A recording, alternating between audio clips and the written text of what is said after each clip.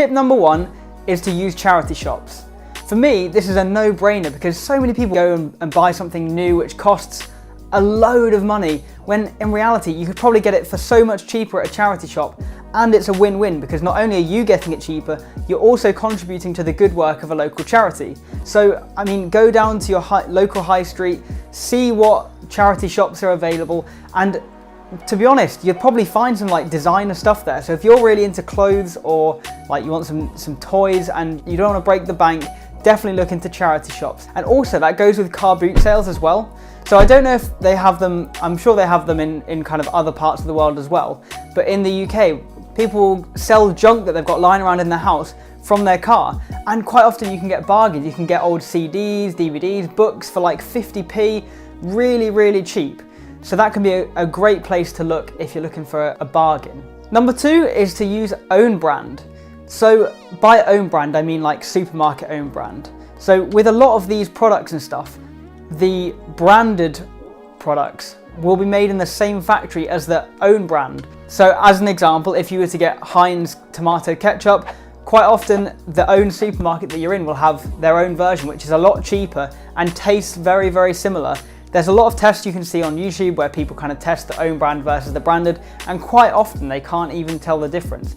So test it out. You might find that there's some which you stick to your branded ones because you prefer those, but that could be a really good way of saving money, because even if you kind of save £1 or £2 on that, if it's a repeat purchase, that's going to add up into your savings over a long period of time. Number 3 is bartering. You might think of bartering as something which only happens on a market store where you're haggling down for the price. But in reality, bartering is such a great tool to practice because it can save you money.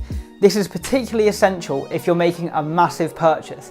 So say if you're getting like a big TV or a car, quite often you can kind of negotiate the price down from what it was. Ultimately, at the end of the day, think of it from a salesman's perspective. The business or the salesperson wants to make the sale. They want to get the commission from that sale. And you can use this to your advantage by trying to negotiate the price down. Quite often, these salespeople will have a minimum price that they're willing to sell it for. Don't just think because it's listed as a certain price that that's the price that you have to pay. Now, obviously, I'm not saying that this works in every context, because if you go to the supermarket, you can't just go, I'm only going to pay 50p for that £1 product, because in supermarkets it doesn't really work. It works better if you're making a big purchase like at a car dealership or something along those lines, where you've got a big item and you could probably get a bit of a reduction. Now, number 4 then, which is wholesale. So a lot of different wholesalers will offer big quantities of products and things that you would buy every day for a discount. But quite often these are only available to people with memberships. This doesn't mean that I'm saying to take advantage of all your friends and family that have like Costco memberships or anything like that.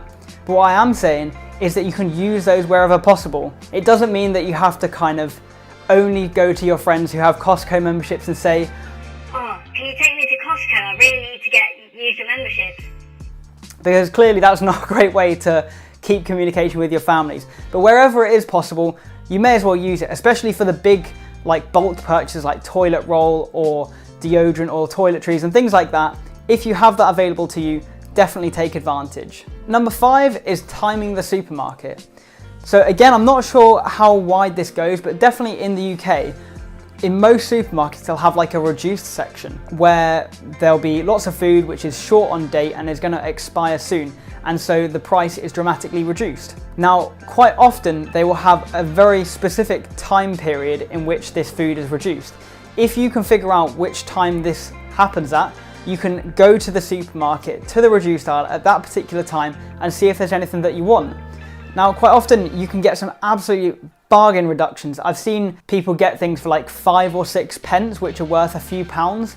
And especially if you can kind of freeze it afterwards as well, that is an excellent way. And if you take advantage of that on a regular basis, that can be a great way to dramatically reduce the cost of your supermarket shop. It obviously takes a bit of time to get to know the individual supermarket, since it will be different store by store. But if you go back over a period of time, you should be able to kind of notice some patterns and work out when that actually happens, and then you can go in there for that time. And then the final tip number 6, is freebies, coupons, and reward schemes. You may or may not have seen the TV show Extreme Couponing, and I'm not gonna lie, every time I watch this show, it's absolutely mind-blowing, because these guys spend their life looking for coupons and to get some savings and reductions. And I've seen people stockpile huge amounts of random products. Like they have cat food and dog food, and they don't even have cats and dogs, but they do it because they've got coupons for it. I've seen one or two where they actually got the supermarket to pay them money for like a $300 shop. Now these are mostly in America, and maybe these have been phased out now because people have taken it to such an extreme. But even in the UK or wherever you are, see if you can find some coupons, especially with the things that you kind of buy on a regular basis. You could probably look in magazines, newspapers, even coupon websites. See if there's some things that you can find which will allow you to cut a bit of money off your spend.